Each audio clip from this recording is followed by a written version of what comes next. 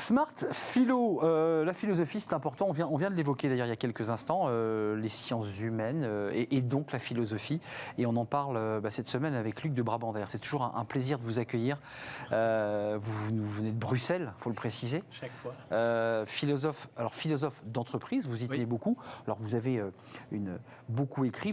Petite philosophie des arguments fallacieux, c'est votre dernier livre. Oui. Et puis vous me disiez, là on peut le dire, que bientôt, quand vous reviendrez sur le plateau, il y aura un nouveau livre qui sortira, Aristote et Platon. Je fais un peu de teasing déjà de votre prochain livre. Ah, ça me fait plaisir. Vous avez décidé aujourd'hui, Luc, de nous parler alors, de l'argumentation. Et je le disais dans mon lancement, argumenter c'est pour convaincre, puis ça peut être aussi pour mentir. Voilà. Donc, le départ d'une argumentation, c'est un désaccord. Nous ne sommes pas d'accord et j'argumente pour... Je peux le faire de manière différente, en utilisant des structures logiques cohérentes et je peux vous convaincre, mais je peux aussi tricher. Et on constate qu'il y a beaucoup de gens qui trichent dans l'argumentation. Alors, en fait, quand vous dites tricher à travers les mots d'un philosophe, c'est ce qu'on appelle, nous, dans le langage, c'est de la mauvaise foi. Oui, voilà, c'est ce qu'on appelle les arguments fallacieux. C'est soit des mots un peu flous, soit des propositions qui ne sont pas vraies, soit des raisonnements qui ne tiennent pas debout et qui en mettent plein la vue, parce qu'il y a un côté un peu éblouissant, on en jette. Et alors ça peut être, par exemple, je ne sais pas moi, même Molière, il disait... L'opium fait dormir parce qu'il contient une vertu dormitive, mais c'est ce qu'on appelle une pétition de principe quand le début est dans la fin. On en voit tout le temps, ou les faux dilemmes. Hein. Donc, si vous n'êtes pas avec moi, vous êtes contre moi. Ben non, on peut très très bien être ni l'un ni l'autre, etc. On en jette, et c'est vrai qu'on le vit un peu à travers cette campagne présidentielle, pour faire cette parenthèse ici en France. Voilà, on jette les arguments fallacieux, et parfois on est un peu de mauvaise foi quand on est en plateau. Voilà, c'est ce que je constate, oui. Dans l'entreprise, pour y revenir, il y a le débat qui est posé, alors dans les médias, ce sont les fake news, et puis dans l'entreprise, c'est espèce de novlangue, un peu bullshit, où on utilise des mots. Là aussi, on est dans quoi? Dans du mensonge, de la manipulation? C'est un peu le thème du débat qu'on va avoir après d'ailleurs. Disons, il y a une frontière. On est dans la manipulation et puis tout à coup dans le mensonge, c'est un peu flou. Par exemple, le cloud, par exemple. Le cloud... Quelqu'un qui parle du cloud, il n'est pas fallacieux. Mais quand on lui demande, mais c'est quoi le cloud ? Il est obligé de dire, c'est l'ordinateur d'un autre. Alors on dit, mais c'est qui l'autre, etc. Donc c'est un jeu. Donc, c'est ça. Et vous dites à travers le mot cloud, qui est un mot juste, c'est une manière aussi de cacher un peu vraiment ce qui se passe. Eh bien oui. Ça protège. Ah, bien sûr. Quand on dit une voiture autonome, mais il n'y a jamais eu un objet aussi peu autonome qu'une voiture autonome. Elle dépend de capteurs, de logiciels, de plein de trucs. En fait, c'est une voiture automatique. Et moi, je n'aime pas les mots mal utilisés. C'est Camus qui disait mal nommer les choses, c'est contribuer au malheur du monde et malheur des entreprises aussi. Et vous êtes venu, alors c'est très intéressant parce que à l'ère des fake news, vous êtes venu nous dire qu'à l'ère des fake news, dont on parle beaucoup, parce qu'il y a beaucoup de journalistes aujourd'hui qui vérifient chaque jour si ce qu'a dit cet tel homme politique est vrai ou faux, vous nous dites tout ça remonte à très très loin en fait. Mais voilà, je crois que le métier du philosophe, c'est mettre en perspective. Le faux n'est pas neuf. J'étais au cinéma la semaine passée voir Les Illusions perdues de Balzac. Magnifique film d'ailleurs. Magnifique. Bien, ça traite du faux. Bon. Et donc, le faux n'est pas neuf et il est important de voir en quoi le faux n'est pas aujourd'hui ce qu'il était. Donc, et c'est clair qu'avec les outils, les réseaux sociaux, on peut faire du faux d'un autre type. Par exemple, je peux cibler mon faux. Bon, les rumeurs, ça a toujours existé. La rumeur d'Orléans de Cameroun, c'est 58-59. C'est exact. Mais à l'époque, les rumeurs, on les lançait, on ne savait pas très bien où elles arrivaient. Avec les réseaux sociaux, je sais qui va m'écouter. Et donc, je peux faire des rumeurs différentes, suivant tel public. Je peux vraiment, je dirais, packager, comme on dit dans mon métier, les rumeurs. Et donc, il y a du neuf au monde du faux. Et vous êtes venu avec un document assez extravagant. Alors, j'avais entendu parler de cet événement, d'ailleurs, qui a eu lieu à 10 reprises, chez vous à Bruxelles. Sauf que ce que vous allez nous montrer là, dans un instant, cette fameuse photo, elle est fausse. On va la voir, cette photo, on va la décrire. C'est cette rencontre de Solvay. Voilà. Des plus grands cerveaux du monde cette photo est assez incroyable. Disons, Solvay, c'est un grand patron, c'est assez extraordinaire. Il avait eu l'idée de réunir à Bruxelles une fois par an ce que la physique et la chimie comptaient de plus extraordinaire. Sur la photo, vous voyez là, je crois qu'il y a 8 prix Nobel, soit qui l'ont eu, soit qui vont l'avoir. Il y a Einstein, Marie Curie, Langevin, Brillouin, etc. Et donc cette photo emblématique, on la voit partout à l'hôtel Métropole.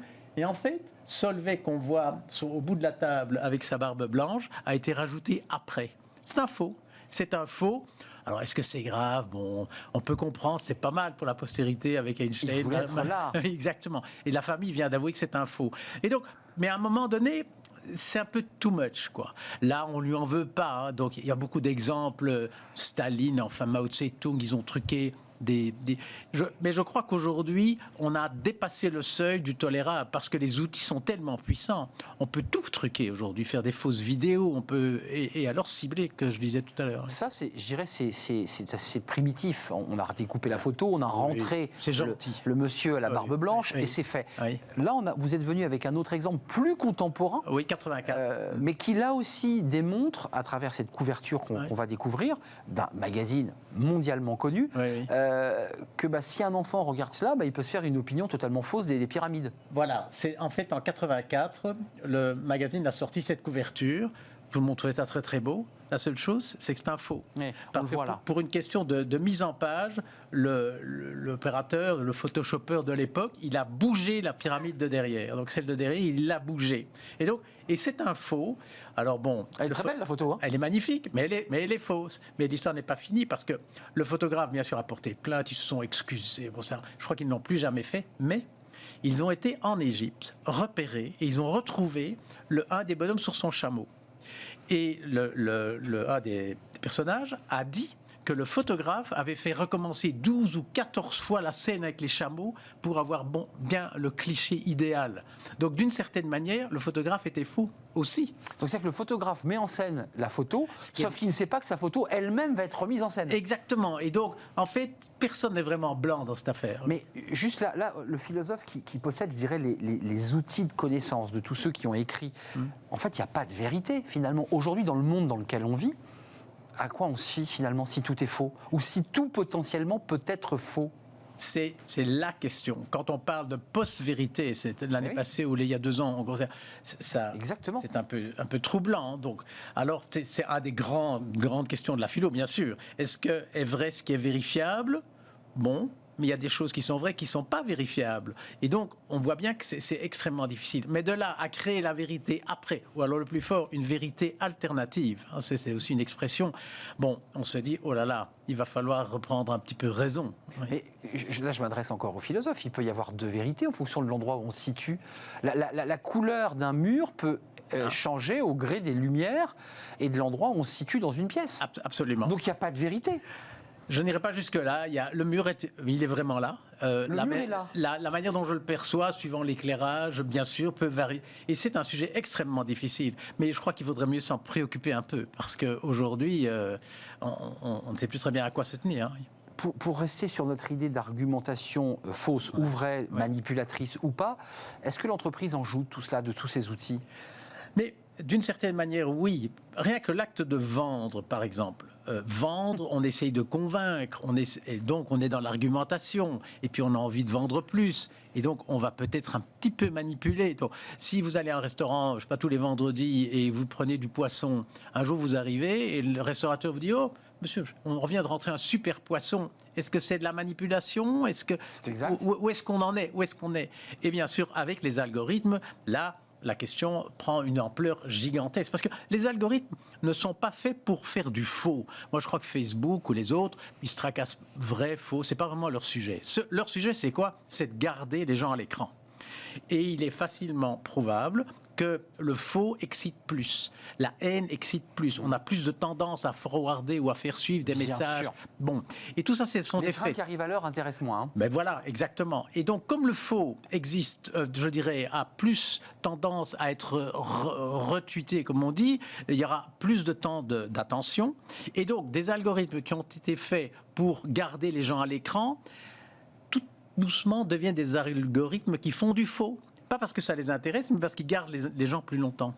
Donc l'algorithme fabrique lui-même pour garder les gens à l'écran de la manip et du faux. Si vous voulez, les gens qui développent ces algorithmes, ce sont certainement des programmeurs hors pair, mais il y a aussi beaucoup de psychologues qui connaissent les biais cognitifs. Ils savent très bien qu'on a plutôt envie de voir ce qu'on croit. Hein, bon, on a plutôt tendance à croire ce qu'on espère, etc. Et tout ça, c'est... Bon, finalement, un réseau social vous met dans une bulle où vous voyez des gens que vous avez envie de voir, qui vont dire des choses que vous avez envie d'entendre. Et donc, vous restez dessus. Et c'est ça le but. Juste en 10 secondes, Luc de Brabander, qu'est-ce qu'on fait, je le jette, le téléphone, je le mets à la poubelle en sortant de l'émission? Non. Je me déconnecte intégralement? Non, absolument Et je vais pas. marcher dans la forêt? Non. Simplement, il faut sortir de cette équation. Internet n'est ni bon ni mauvais, ça dépend ce qu'on fait. Internet, c'est bon et mauvais.